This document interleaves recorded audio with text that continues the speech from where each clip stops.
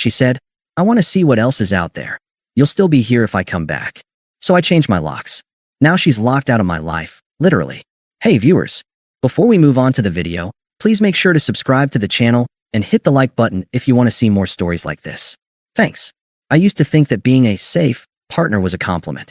Steady, loyal, the kind of guy who shows up when he says he will, who listens, who remembers your favorite wine, and who actually means it when he says, text me when you get home. I thought that made me a catch.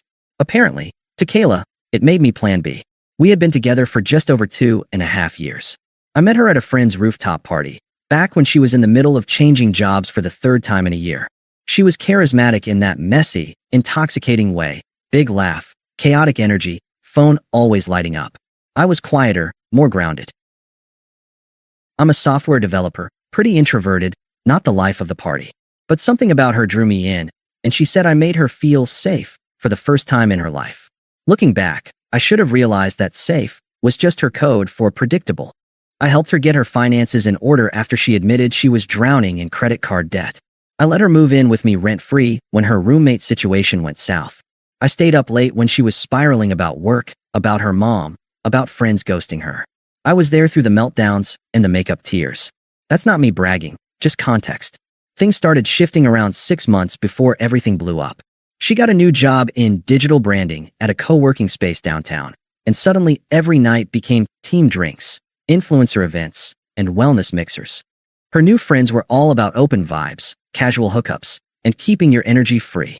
I didn't care about the late nights at first. I trusted her. But then the comments started. You're lucky I'm not one of those girls who cheats, you know? I just think people weren't meant to mate for life. I mean, biologically speaking. You're like, reliable. I don't have to worry about you. I laughed the first few times. Figured it was just her being dramatic, like always. But the more she said it, the more it felt like a prelude. Then came the gym guy.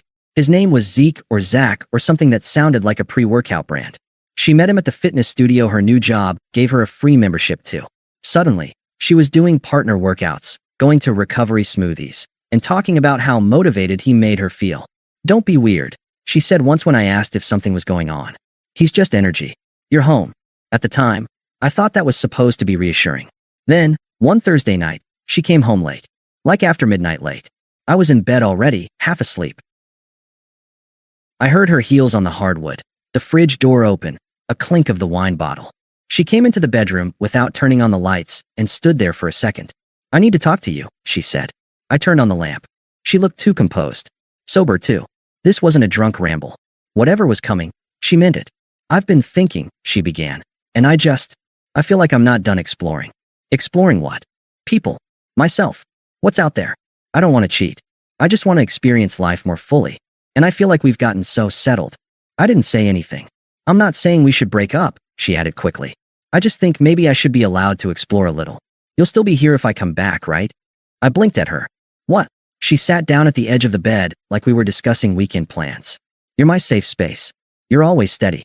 I know you love me. And I love you too. But I want to see what else is out there. If I realize I made a mistake, I want to be able to come back to this. To you. I was so stunned I almost laughed. You want to keep me around while you try out other guys? No. I mean, yes, but not like that. I don't want to lose this. Us. You. You already did, I said quietly. She blinked, thrown.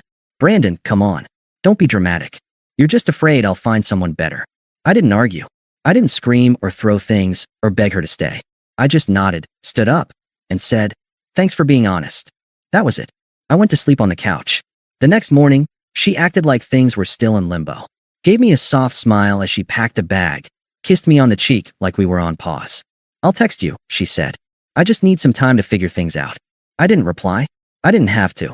I already knew she'd find out soon enough. Whatever she thought was out there waiting for her. It wasn't better than what she walked away from. The next morning, I changed the locks. I didn't slam doors. I didn't post anything online. I didn't even tell our mutual friends. I just quietly removed her key from the hook by the door and scheduled a locksmith. By the time she texted that night to say she'd left her favorite hoodie in the closet, the locks had already been changed and her stuff was in a box, taped up, and waiting at her sister's apartment. She thought this was temporary. A reset. Like putting a relationship in storage until she got bored of exploring. She didn't get it yet, but I was done. She had told me exactly who she was. My only job now was to believe her. For about a week, there was silence. I expected the slow burn, the check-ins, the breadcrumb texts. But it came faster than I thought. Day 8. I get a message from an unknown number. Hey, it's me. I've been thinking a lot. I miss you. Can we talk? I stared at the screen for a few minutes. My heart didn't race. I didn't feel that familiar twist in my stomach like I used to when she was upset. I just felt tired. So I replied once. I'm not available anymore. You said you wanted to see what else was out there. I'm not part of the menu. She didn't respond. But I knew she read it. After that, she started reaching out through other people.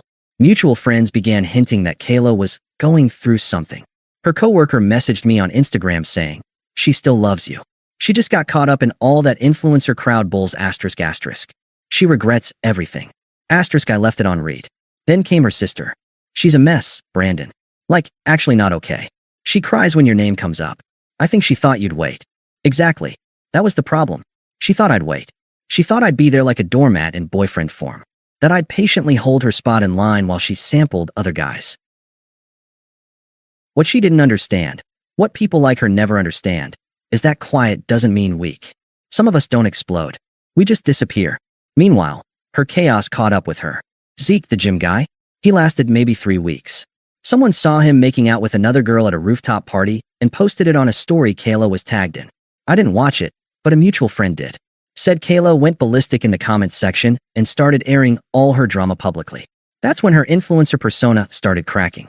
A brand she worked with pulled a deal after she got into a fight on Twitter with some girl she claimed stole her man. Her roommates got fed up with the drama and kicked her out. She ended up couch hopping between friends, some of whom had warned her not to mess things up with me in the first place. I watched all of this like I was seeing a storm in the distance. It wasn't touching me anymore. I had peace. For the first time in a long time. I went back to the gym, slept 8 hours a night, ate food I liked without someone mocking it for not being aesthetic. I even started taking on a few side projects again, the kind I hadn't had time or emotional space for when I was busy babysitting her crises. And yeah, I went on a few dates. Nothing serious.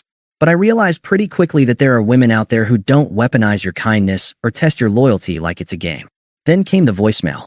She must have found a way around the block, maybe used a different number or a burner app. One day, my phone showed a missed call from a number I didn't know, with a voicemail. I nearly didn't listen, but something told me I should. I hit play. Her voice was raw, like she'd been crying for hours. Brandon, I know you probably don't want to hear from me. I messed up. Okay, I was stupid. I thought I needed to feel alive, or whatever, and all I did was lose the only person who ever actually loved me. Everyone else just used me or ghosted me. But you never did. You were real, and I didn't see it until now. Please call me back. Just give me a chance to fix this. I'll do anything. I'll go to therapy. I'll cut off anyone you want. Just don't shut me out like this. I didn't respond. Because it wasn't about punishing her. It was about preserving me. She'd had her chance, and not just one. I had stood by her through every meltdown, every impulsive decision, every petty argument she started just to feel something. I gave her the kind of loyalty people beg for. And when she had it, she wanted more. Now she had more. More chaos. More drama. More loneliness. She could keep it. I was done being the safety net for someone who only looked down on me once she stopped falling. About 2 weeks after that voicemail, she showed up at my building. I knew she would eventually. Kayla never liked when doors stayed closed for too long, especially ones she thought she could waltz through whenever it suited her. It was a Saturday afternoon. I had just gotten back from the gym, earbuds in, groceries in hand, when I saw her standing outside the front door of my apartment complex, pulling at the handle like it had betrayed her. When she spotted me, she smiled like nothing had happened. Finally, she said, "Can we talk?" I didn't stop walking. I tapped the security code and opened the door. She followed behind, still talking like we were just picking up an old conversation. I know I messed up. I shouldn't have said what I said, but I've been thinking about everything and I realize now how much I took you for granted. I kept walking. She reached for my arm as we stepped into the lobby. Brandon, seriously, just 5 minutes, okay? I turned to her, calm, unbothered. This isn't the time. Then when is? She snapped, dropping the fake calm. You blocked me everywhere. You gave me zero closure. You think that's fair? You wanted freedom, I said. You got it. Her jaw tightened. Don't act like I cheated on you. I just needed space to figure myself out. You made it very clear, I said, keeping my voice low. You wanted to explore other men. You asked me to wait while you did it. That's not figuring yourself out. That's disrespect. You didn't just want space, you wanted a backup plan. That's not what I meant, she said, voice rising. You twisted it. I nodded toward the stairwell. You should go. She took a deep breath, tried to soften again. Brandon, I didn't know what I had. You were everything. Stable, loving, kind. No one else is like you. I've been treated like garbage since I left.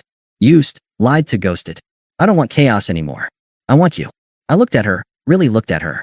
Her hair was unwashed. Her voice shaky. She didn't look like the girl who used to strut into rooms like she owned them. She looked exhausted, fragile, panicked. But none of that moved me. I'm not something you come back to when the world kicks you around, I said. You walked away from peace and then blamed the storm for being cold. Don't talk to me like that, she said, tears brimming. You don't get to act superior. You never even fought for me.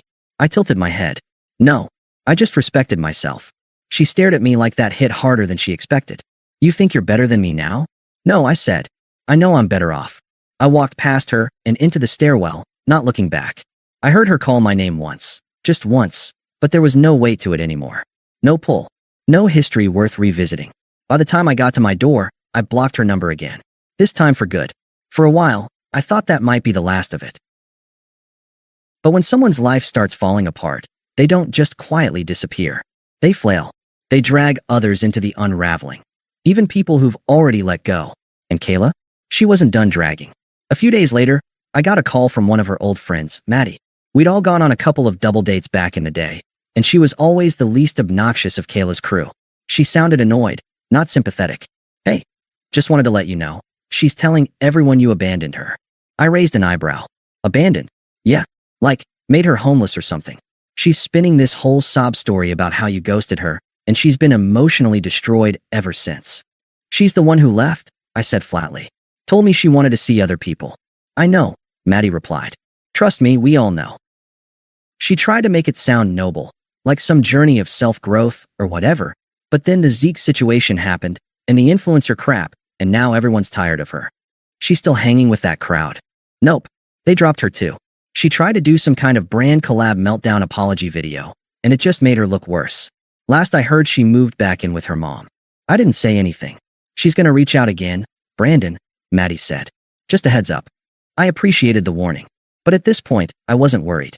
I had moved on emotionally weeks ago. I hadn't just recovered from what she did. I had rebuilt the parts of my life that she'd quietly eroded.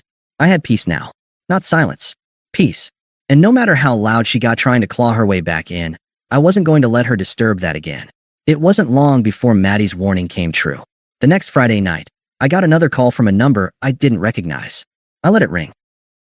Voicemail. This time, the message was longer, almost 3 minutes. Her voice cracked halfway through. Brandon, please.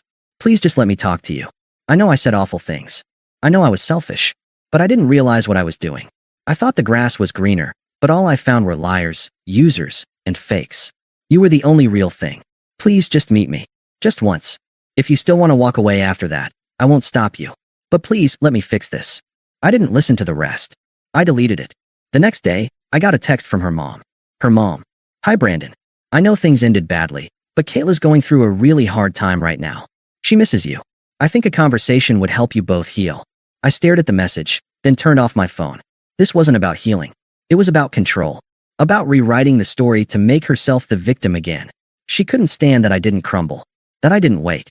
So she escalated. Later that week, she emailed me from a new address. I opened it. Not because I was curious, but because I wanted to be sure how deep she was willing to dig.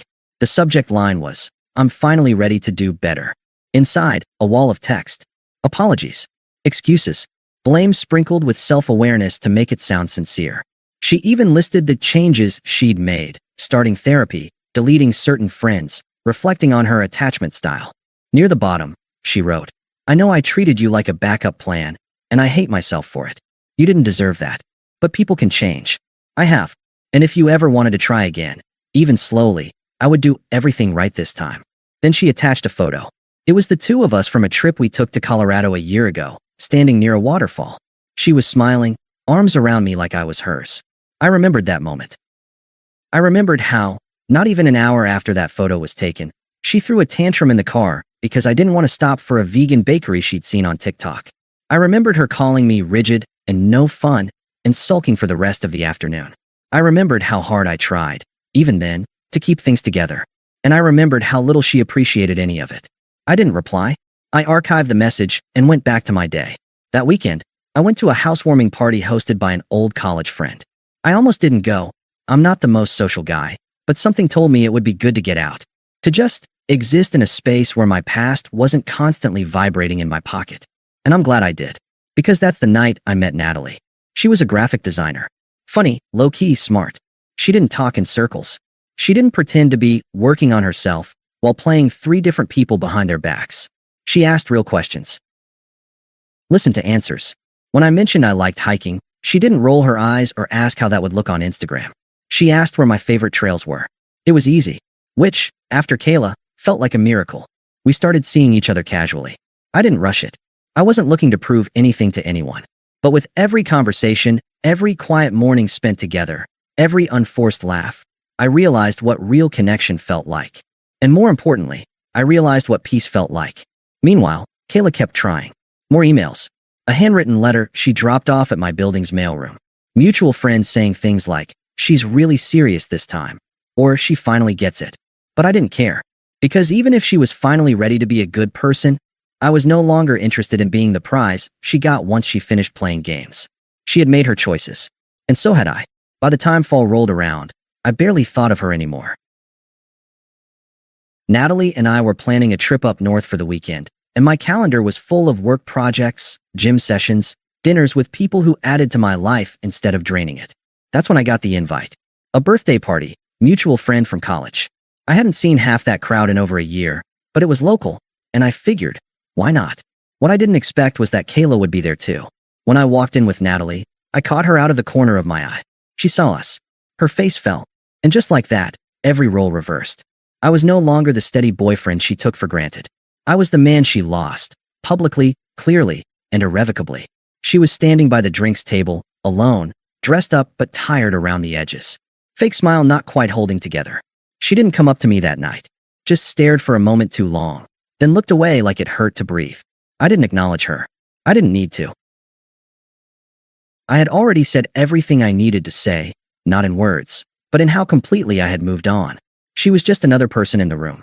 And that night, surrounded by people who once knew us as a couple, the truth was obvious to everyone. I had rebuilt. She was still sifting through the wreckage she created. A week after that party, she finally broke.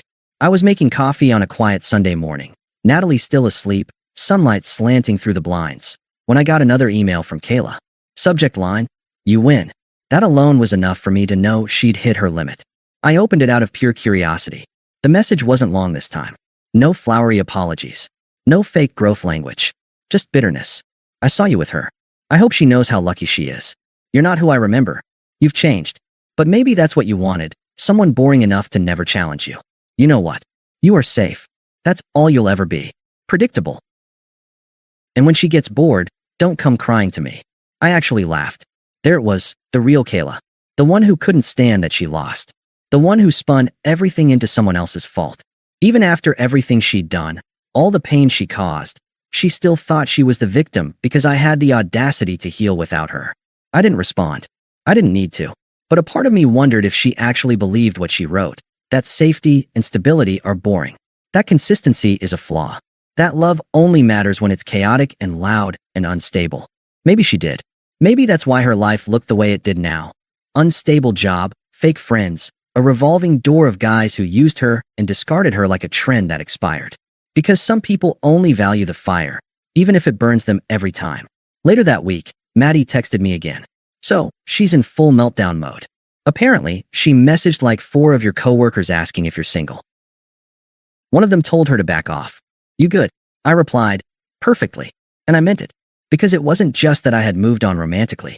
It wasn't about Natalie, or the new job title I had just earned, or the fact that I was finally sleeping through the night without being woken up by emotional whiplash. It was about the fact that her opinion no longer mattered.